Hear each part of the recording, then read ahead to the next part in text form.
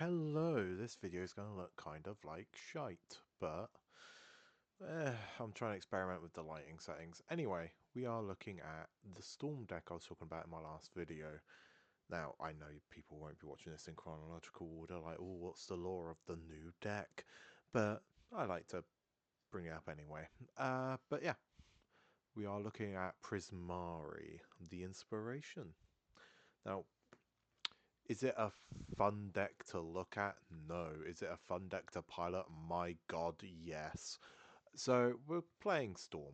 If you don't know what Storm is, it is a mechanic that Wizards have very realistically said we should never reprint this as a mechanic. It is too broken. It is too unfun. We should never ever do it. We have even made an entire scale of things that can and cannot be printed again as mechanics called the Storm scale because it's the least likely to. Anyway, here's a dragon that gives all of your instants and sorceries Storm. So Storm has the ability of, if you cast a spell, the next spell you cast that has Storm will copy itself for each thing that has been cast before it.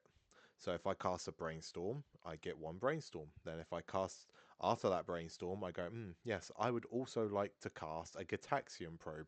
I'll get 2 copies of Gitaxian Probe. And so on and so forth. This gives all my instants and sorceries that ability. That's not broken at all. Anyway, I'm going to put these in sections of... well, I'll just explain each section as I go along. This is the Storm starters. So these are cards that you're going to cast at the beginning to get your Storm count going. So we have Ornithopter. It is 0 mana. So it's a free spell. It is a spell that just goes, hey, your Storm count is now 1 instantly.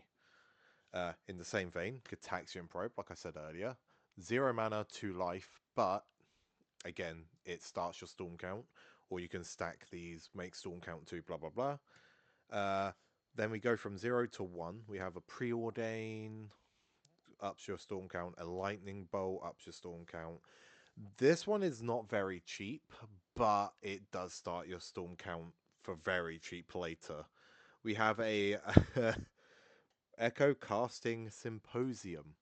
It is it's 6 mana, but it has the ability Paradigm. So you cast this, it exiles itself, and now every main phase for the rest of the game you get a copy of this, and it is a cast copy. So you will get Storm every turn now. Every turn you now have Storm counter 1 instantly because of this, which is insane.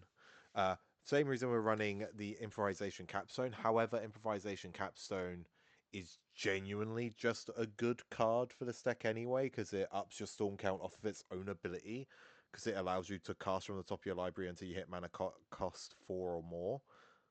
So you could chain like 3 spells and all of them are affected by Storm, because he doesn't specify from hand, he just says any instant sorcery has Storm. So you could cast a thing off of fucking the top of your library and that will have Storm. It is ridiculous.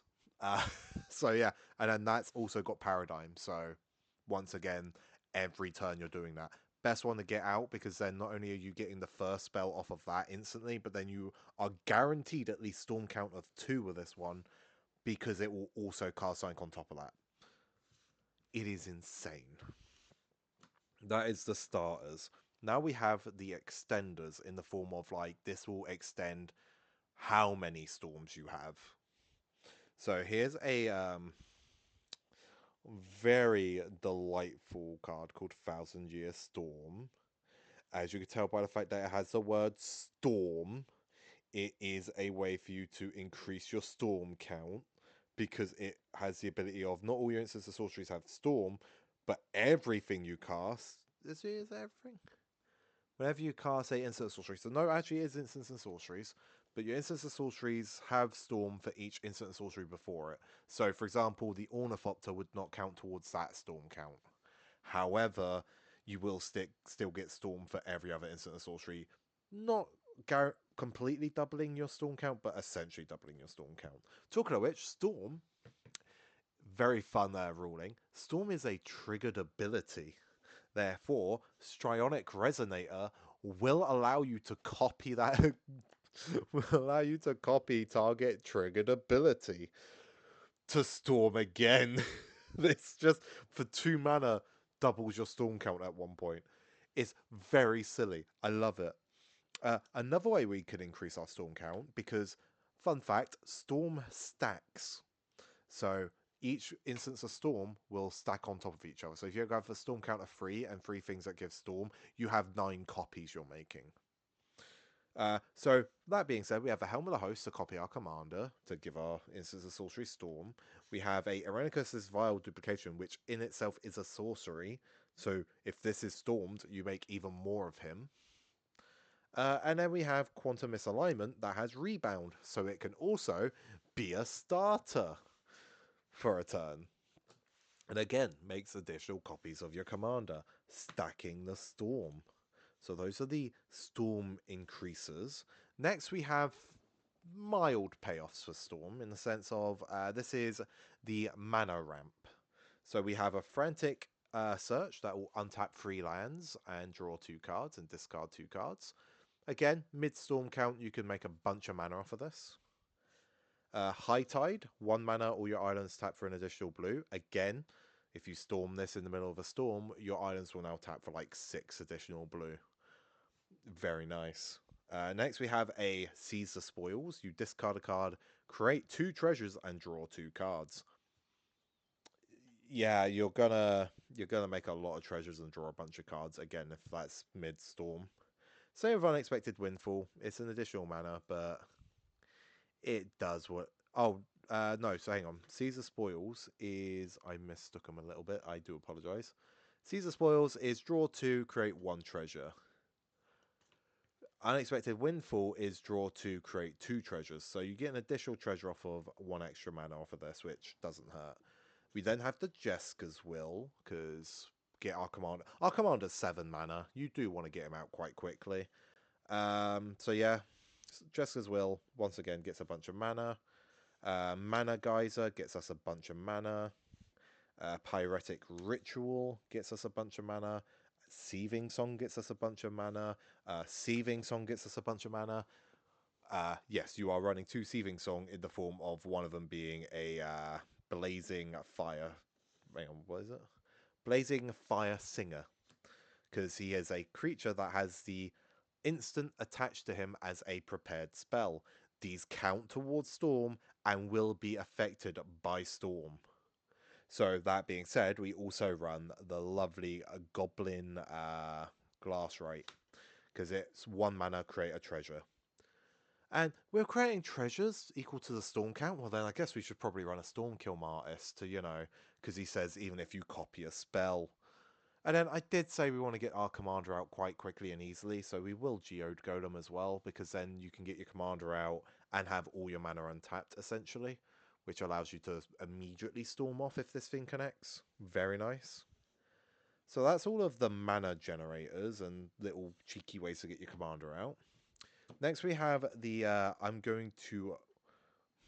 Oh, one more, sorry. We have the Goblin Electromancer, which makes all instances of sorceries 1 less on a creature.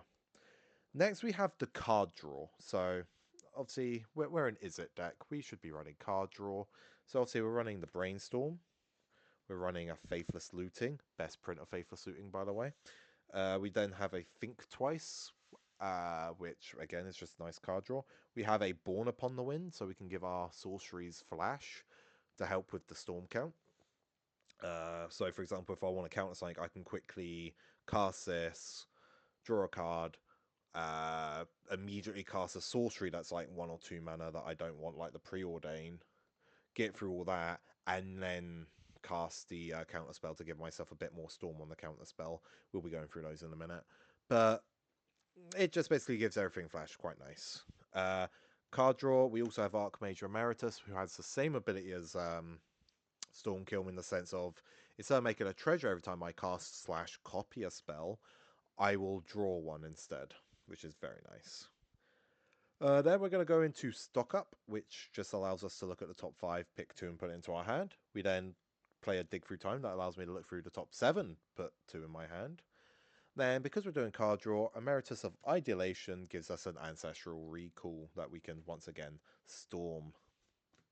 Very nice. We are running a few of the lesson guys.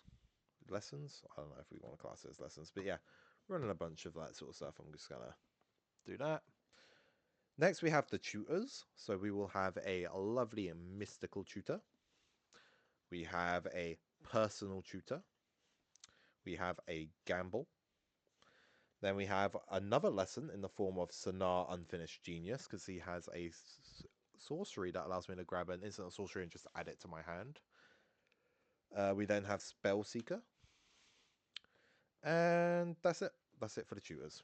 We don't really need that many tutors. You're drawing a lot of cards usually. Next, we're going into, I want to say, kind of payoffy. Like, these are things that you want to cast like later. So we have the Expropriate, which in my opinion is the funniest thing to Storm. Like, if you get a Storm count of 4 and get a Expropriate out, you're basically winning because you're guaranteed 4 extra turns and either an additional 4 extra turns off of your opponents each, or you just steal a bunch of their permanents. And again, you have 4 extra turns to do it. It's great. And that's just with Storm count 4. You can get a much higher with this. My favorite tech in this deck, Possibility Storm, because we're storming. You basically so if you haven't seen Possibility Storm, I hope you have because it's such a funny card. But it basically says if you cast a spell, no matter who it is, like me, you, Tim from down the road, all of us, if we cast a spell, we exile that card instead of casting it, flip from top of our deck until we hit a spell with the same type and cast that. Bear in mind that says cast, but we'll get back to that. Because of Storm, if I cast like with a Storm count of 3, I will still get those 2 copies that will not be affected by Possibility Storm. So I still get the original spell I wanted and a new one. And then, as I said, the new one, you cast it. That is also affected by Storm if it is a sorcery or an instant because of the commander. So you go from Storm count of 2, get maybe 2 additional things, to then Storm count of 3 on a new thing and get all of the copies of that. It is very good for this deck. And then your opponents basically can't cast any of the spells they want to cast. They're playing on luck, you're not, which is great. Then we have the Omniscience, because, well, we're trying to storm off. If we can get Omniscience out, we basically win the game. It's great. We're then going to go into the counter spells. We only run 3. I know we should be running more. I'll be honest, I don't like running counter spells in general, but this deck kind of makes me need to because there's a lot of removal for specifically my commander. So we have the Flusterstorm because we have Storm on this as well, so we're more likely to counter something. We then have Spell Pierce, which is a slightly less powerful Flusterstorm, but it costs like money wise, it costs a bit less. So I pulled one of these out of the many Strixhavens I opened, and a Sink into Stupor, which yeah, it's just a counter spell for specific spells in a sense. But they could still replay if they've got enough mana, so it doesn't always work. Like, it won't stop a Swords to Plowshares most of the time. But it is a land as well, so it's got that going for it. We're then going to go into the removal. So we have 2 removal. Again, I more want to have fun with this deck. I'm not, like, focusing... This is Solitaire. It's fun Solitaire to play, hence why I said, like, your opponents are going to groan at it. You're going to have a lot of fun with it. So our 2 removal is Chaos Warp, because Chaos Warp is a fun card. And Into the Flood more, because, yeah, it's just bouncing. It's just nice. We're now going to go into, like, what can essentially be game winners. Some are definite game winners. Some are, like, eh. So, for example, Flashback here is eh. Depends what you've got. It could be a game winner. Like, it just gives a spell in your graveyard flashback. But again, mid-storm count, it could give basically your entire graveyard flashback, which means then you can recast all the spells you had before. So it can win you the game, but like it depends how far you're progressing. We then have Brain Freeze, which again, depending on how big your storm count is, that could kill somebody, I guess. Personally, I like to use it on myself while I have a flashback in hand. So I mill a bunch of my instants of sorceries, use this, get a bunch of them as castable, and it's essentially like drawing a bunch of cards. It's really nice, actually. We then have Mizzix's Mastery, which is basically flashback bot on crack. So we just cast everything from our graveyard, and again, depending on the storm count, we can just cast it without paying its overload cost because we're just casting enough copies of it that we don't need to overload it. It's very nice. Very slow win con in the form of Grape Shot. Like, I don't think you're ever going to have a storm count high enough to kill an entire table of 4 players. But again, it could kill that one pesky player. It could kill a creature that's really stopping you from doing something. Not too bad. We've got the obviously the essential win con of Labman because you are gonna, with all this drawing, you are gonna deck yourself quite easily actually if you want to. So it's just an obvious win con to run. But my favorite win con, and I see it in a few deck lists, but not every deck list, is a Prologue to Phyresis. It is a not even like a pauper staple. It's like kind of like sits in the back room and cries. I found out about this card because I watched Card Market and Carl had this like poison proliferate meme deck, and this was his way of giving poison, and it made me think. Hang on, that says every player, like each player gets a poison counter other than you. What if I hit Storm Count 10 and I just play this? Does that not just win me the game? And yeah, it does. So my favorite win con of the deck. It doesn't always happen. People will see it coming, but oh, it's so good to just go, right, I hit Storm Count 10. I've got a prologue in hand. Do you guys just want to call it? Or I can get to like Storm Count 10. I have prologue in hand. Do you want to call it? So now that we've gone through all of like the storm payoffs, etc., we're gonna go into the how we're getting mana that isn't like the mana spells or land. So we've got obviously the Soul Ring, the Arcane Signet, the Fort Vessel, Talisman of Creativity, and Izzet Signet. These are like very bare bones. If you're playing an Izzet deck, these are ways to get mana. We also run the Gilded Lotus, Ornithopter of Paradise, Sapphire, and Ruby Medallion to once again get a bit of mana, also do a bit of cost reduction. Can't go wrong. We are then also running Resonating Loot because it allows our lands to tap for 2 mana instead of 1 if we're casting a instant or sorcery, which is 90% of what we're casting. Also a draw card, like you can draw if you have 7 or more cards in your hand to give yourself just a little bit more to look at. Uh, Primal Amulet, I got this off a mate recently, like I want to say like a month or two ago.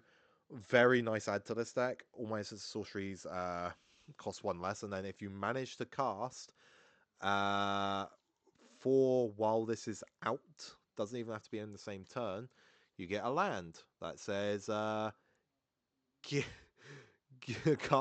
you cast something using the land as mana, you can copy it. It's just like one more additional storm count, essentially. Very nice. Artist talent allows us to also, for one, I think you actually have to put mana into it for it, yeah. So you do have to put mana into it to make it cost reduct, but it's still good because you still get the initial of you draw a card, discard a card. And that's it. That's it for the mana increases slash reducers. Next, we're going to go into the lands, which is the last part of it.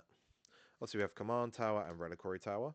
Because we were running a fair few people who have Prepare on them, we are running the Sky Coach Waypoint to just re-prepare one. Like, if I see Seething Song and I'm like, actually, I would like to put a bit of mana into making it so I can cast it again and get like another 10 copies of it on the stack. It's nice. There's the Ancestral Recall one that you might want to do, or the Treasure one to fix your mana, or like there's a few of them in there that you'd probably want to do that with, so it's nice to have it. We're then going to go into the lands that tap for both of the colors but enter tapped. So we also have Spectacle Summit, we have Temple of Epiphany, which allows us to scry, a dual land in the form of Izzet Boilerwork, so you have to bounce but you do get both the colors. Sulphur Falls will enter untapped if you control an island or a mountain. We're going into the ones that enter untapped if. We have Spire Bluff Canal if you control through 2 or less lands. We have Storm Carved Coast, and it's if you control 2 or more lands. Frostboil Snarl if you reveal 1 from your hand. Training Center if you have more opponents than you need.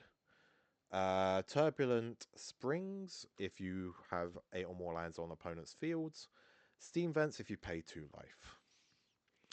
We're then going to go into the ones that don't enter tapped at all, like River Spire Verge, but you do need to have a specific land type to get both. We have Cascade Bluffs, you need to put mana into it to get both. And Shivering Reef, you have to pay life to get one or the other. Just mana fixing. These are like essentially just, hey, do you need red or blue or both? This is a good way to get either. Then we go into the basics. We are running 1, 2, 3, 4, 5, 6, 7, 8, 9, 10, 11, 12, 13, 14, 15 islands. And 1, 2, 3, 4, 5 mountains. I know that seems really like very uneven, but if you haven't noticed, we run a bunch of more blue than we do red. And even the reds that we do run usually give us red mana, like Seething Song and like a Pyretic Ritual, etc. So we are running enough red to make enough to cast the commander. Is it an amazing deck? Kinda, actually. I have definitely won a game like turn 4 or 5 with this, so it's not like weak by any chances. Is it extremely strong? Also no. Like you're not going to get like turn 4 or 5 wins that easily, that quickly. I will say one fun fact about this deck is I could be running better cards, absolutely. But the reason I'm not is 90% of the cards that are in this deck were in my bulk. I had a spare Jeska's Will. I had a spare Mana Geyser. I had a spare like I actually had Prolocta Phyresis. I opened it in like a single pack like 3 years ago, 2, 3 years ago. So a good portion of this deck is just cards I had, Omniscience I had in my bulk. I basically saw that I pulled like 2 or 3 Prismaris off of like every time I was buying Strixhaven because it was such a good set. I was like, you know what? The universe is calling to me. I need to build this. I'm going to go through all my bulk, find all of my Spellslinger stuff. I'm going to find all of my Izzet lands, see what I can build. Some of it I got from people. Like as I said, I got the amulet off of a mate who came down to visit me for like a week or so. Well, not me, visit family, but we saw each other while he was down. But yeah, we had a bunch of like cards in there that were. I think I got like 2 cards off of a mate who was thinking of building Prismari, so he bought the cards, but he was like, actually, I, I don't know if I like the gameplay loop of it. So he decided he was going to trade them, and I had some stuff he wanted. So there are like definitely like some cards that I'm running that I didn't just have lying around, but the majority of this deck is kitchen sink, but it still works really well. Yeah, it's a very fun deck. So I hope you guys enjoyed. In the description will be the deck list. I know that's counterintuitive since I've just shown you it, but it's so if I make any changes, like something comes out in the Spider-Man set, not Spider-Man set, Jesus, in the Marvel superhero set that I'm like, oh, actually, that would fit really well in this deck. You can see that update without me having to make a whole new video saying, oh, look at this tech for this deck, because I have far too many decks to be doing that with. So, in the description will be the link. Hope you guys enjoyed, and I don't even know what my next deck profile is going to be. It might be the deck I build next, and I don't even know what that will be. Have a good one. Ta-ta for now.